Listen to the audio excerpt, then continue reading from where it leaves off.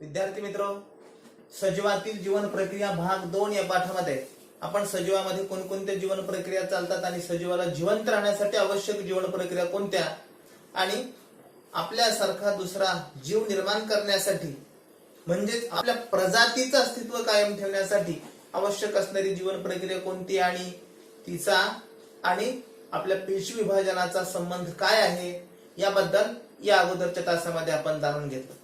आता आपल्याला हे लक्षात आलं की सजीवाला आपली प्रजाती कायम टिकवून ठेवण्यासाठी म्हणजेच काय, आपल्या एखाद्या प्रजातीतील सजीवाने आपल्यासारखा दुसरा जीव तयार करणे याला म्हणतात आपल्या प्रजातीचं अस्तित्व कायम ठेवणे. आणि ही प्रत्येक सजीवाची भावना असते. प्रत्येक सजीवाला असं वाटत असतं की आपल्या प्रजातीतील सजीवांनी आपल्यासारखा दुसरा जीव तयार करावा. म्हणजे आपण काय म्हणतो त्याला, वंशाला दिवा असला पाहिजे किंवा पणती असली तरी चालेल, पण काहीतरी पाहिजे, आपली वंश परंपरा टिकली पाहिजे. आणि यासाठी प्रत्येक सजीव हा प्रयत्नशील असतो.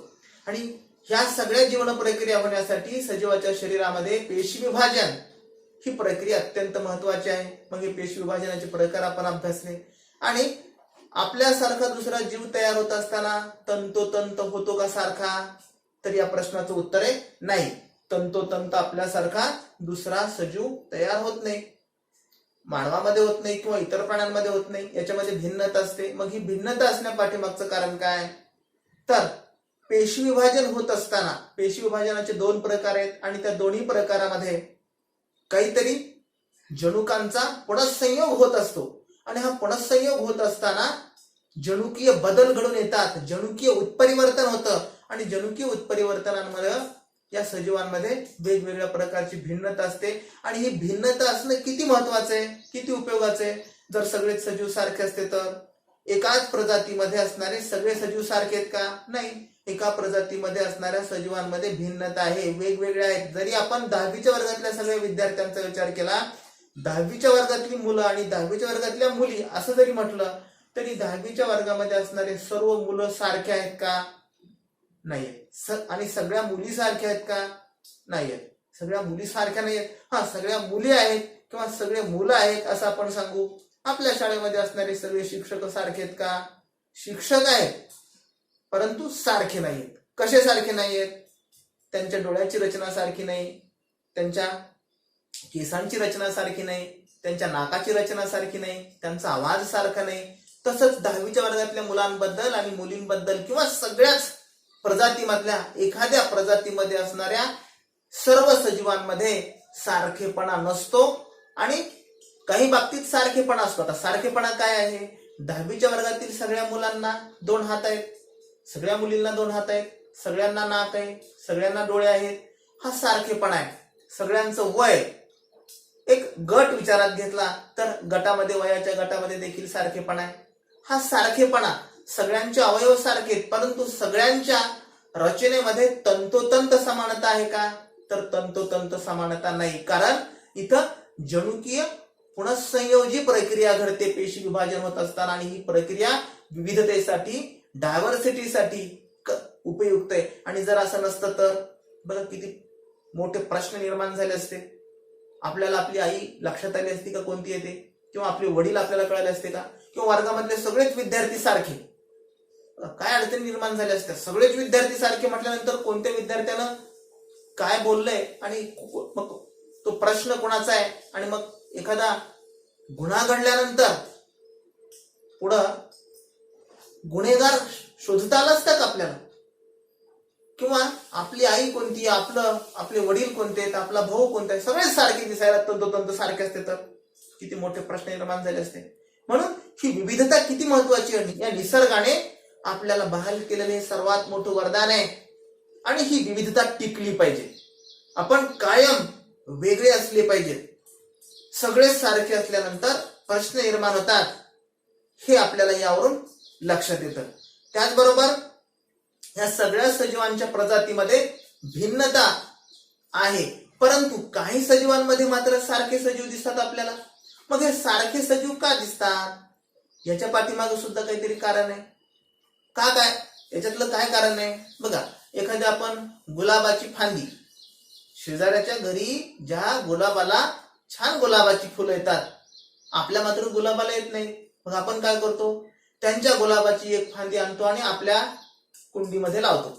मग आपल्या गुलाबाला छान फुलं येतात, आपण प्रसन्न होतो त्यांच्याकडे पाहिल्यानंतर. ती कशासारखी येतात, तंतोतंत त्यांच्या गुलाबाच्या झाडाला येणाऱ्या फुलाप्रमाणे असतात.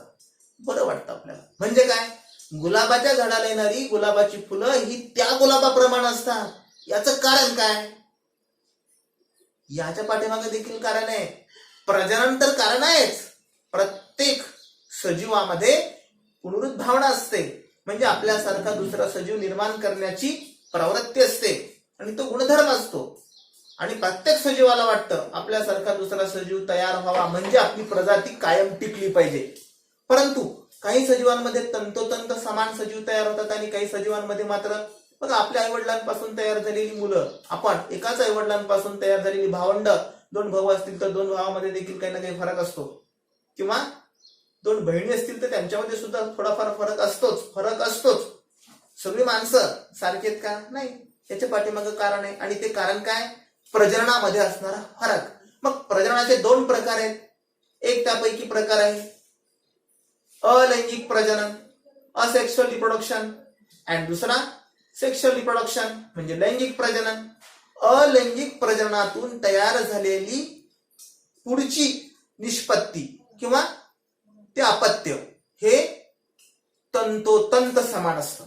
मग हे अलैंगिक प्रजनन म्हणजे काय, युग्मक निर्मिती विना एखाद्या प्रजातीतील सजीवाने जर दुसरा सजीव निर्माण केला तर ती सजीवाची प्रजनन करण्याची पद्धती म्हणजे अलैंगिक प्रजनन पद्धती असते. बघा काय सांगितलं मी, युग्मक निर्मिती विना आपल्यासारखा दुसरा जीव निर्माण करण्याची सजीवाची जीवन प्रक्रिया म्हणजे अलैंगिक प्रजनन.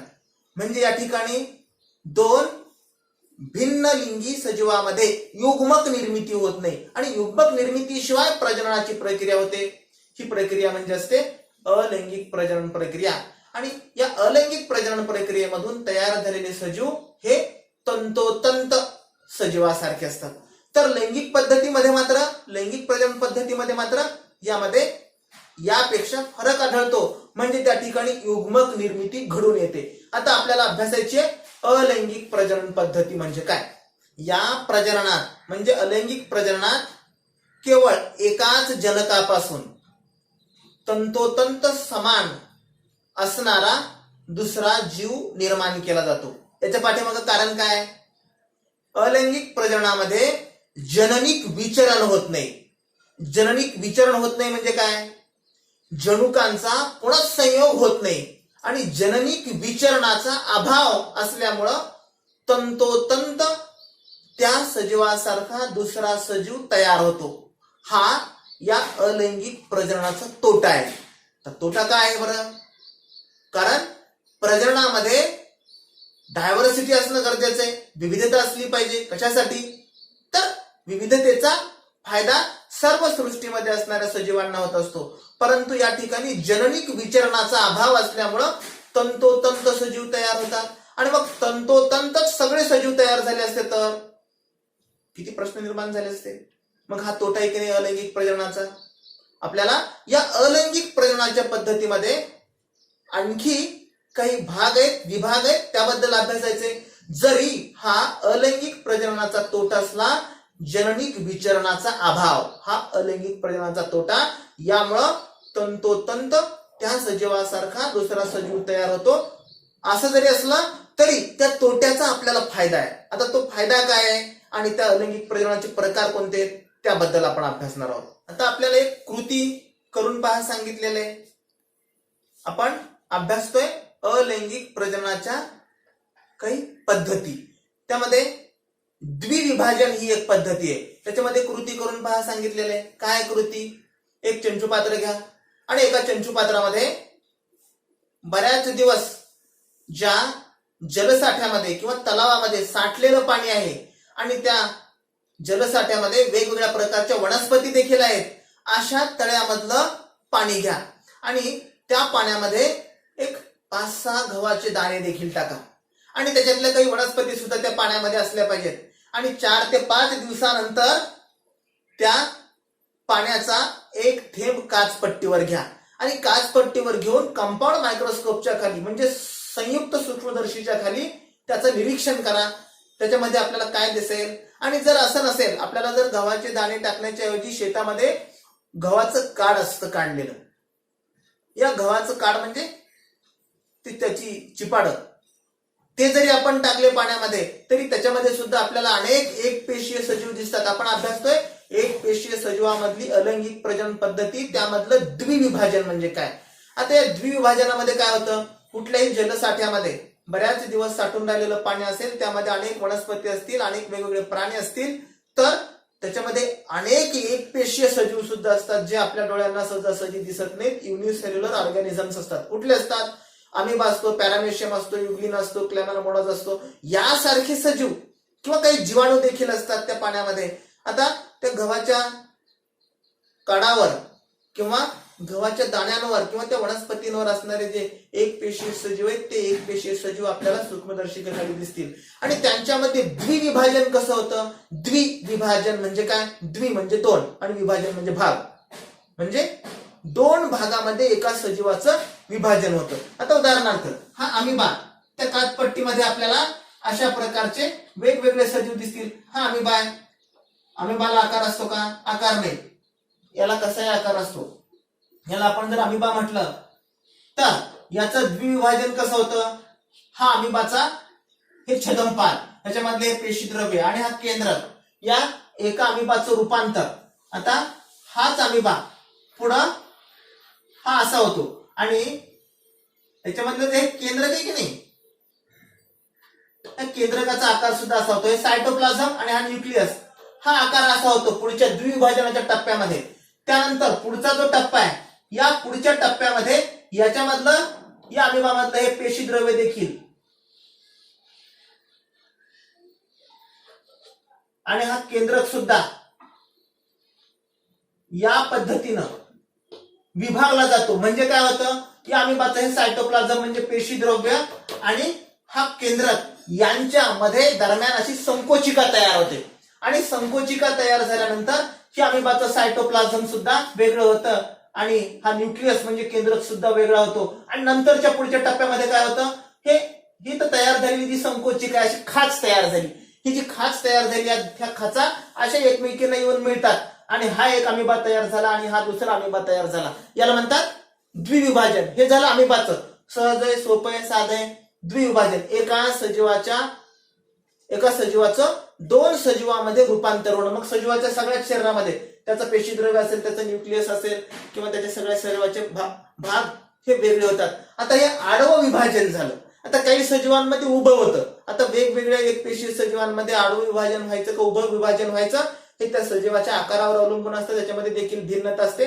अमिबा, पॅरामेशियम यासारख्या सजीवामध्ये, पॅरामेशियम बद्दल माहिती आपल्याला याच्या अगोदर अभ्यासला. पॅरामेशियम म्हणजे काय, पॅरामेशियम म्हणजे चपलेसारखा आकार असणारा सजीव, त्याला पॅरामेशियम म्हणतात. हा एक पेशीच असतो. त्याच्यामध्ये विभाजन कसं होतं, आपल्या पुस्तकामध्ये काही आकृत्या दाखवलेल्या आहेत. आपण त्या आकृत्यांचं निरीक्षण करू. आता आपण ह्या चंचू पात्रामध्ये साठवलेलं पाणी घेतलेलं आहे आणि 3-4 दिवस त्या वनस्पतींचं आणि गव्हाचं विघटन झाल्यानंतर चौथ्या दिवशी त्याला एका लवकर काचपट्टीवर घेऊन त्या चंचू पात्रातील एका थेंबावर एक कव्हर स्लिप टाकली आणि संयुक्त सूक्ष्मदर्शिकेखाली पाहिलं असता तुमच्या समोर जे दाखवलेले अमिबा, या एका अमिबापासून 2 अमिबा कसे तयार झाले. हा अगोदरचा एक अमिबा म्हणजे कोणता अमिबा, जनक अमिबा. हा एक अमिबा म्हणजे कोणता, याला म्हणतात जनक अमिबा. म्हणजे हा जनक आहे.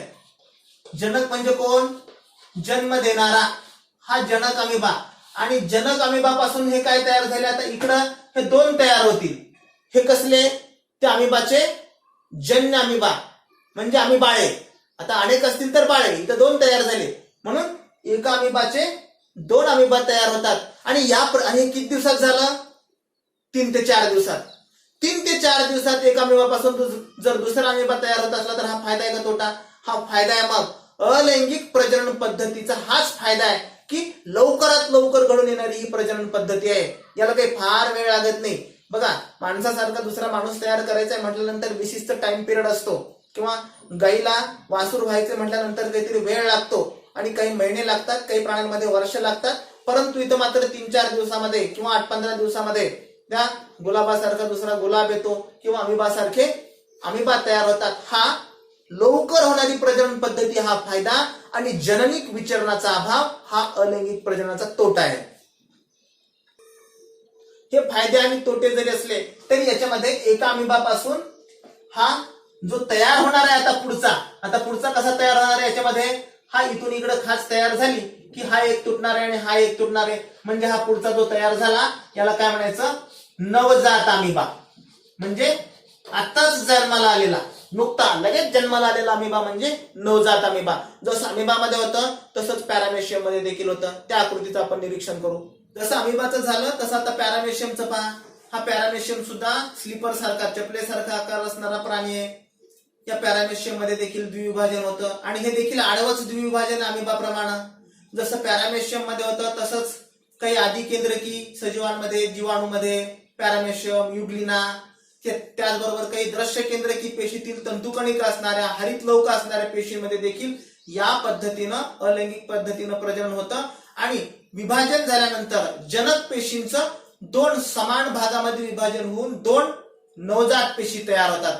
आणि हे पेशी विभाजन हे सूत्री विभाजन पद्धतीनं किंवा असूत्री विभाजन पद्धतीनं होतं. म्हणजे मायटॉसिस किंवा अमायटॉसिस पद्धतीनं होतं.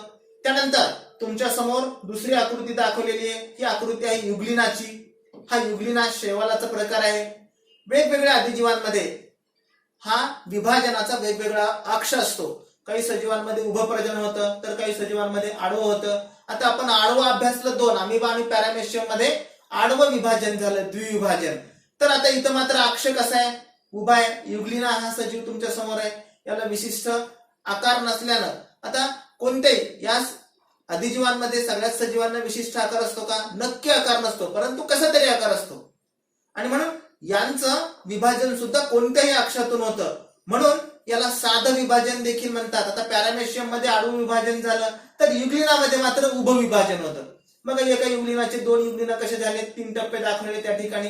आणि द्विविभाजन या पद्धतीनं होऊन सजीवांमध्ये द्विविभाजन शक्यतो कधी होतं, ज्यावेळी त्या सजीवाला अनुकूल परिस्थिती उपलब्ध होते. म्हणजे फेवरेबल कंडिशन, विशिष्ट पाणी किंवा आर्द्रता, तापमान यांचा जर संयोग जुळून आला तर लगेचच त्यांचं प्रजनन होतं. उदाहरणार्थ लाकडावर वाढणारा आपण बुरशी पाहिली किंवा भूछत्र पाहिले. हे कधी येतं लाकडावर वाढणारं भूछत्र, पावसाळ्याच्या दिवसामध्ये येतं. उन्हाळ्यात येतं का, नाही येत. उन्हाळ्यामध्ये का नाही येत, कारण त्याला फेवरेबल कंडिशन, अनुकूल परिस्थिती निर्माण व्हायला पाहिजे. अनुकूल परिस्थिती निर्माण झाल्यानंतर अलैंगिक प्रजनन पद्धतीनं होणारं प्रजनन हे वेगानं होतं. आणि हे वेगानं होणारं प्रजनन हा या प्रजननाचा फायदा आहे. तर तोटा कोणता, या ठिकाणी असणारा जननिक विचरणाचा अभाव. म्हणजे प्रत्येक सजीव हा वेगळा वेगळा होत नाही, कारण या ठिकाणी जननिक विचरण असतं.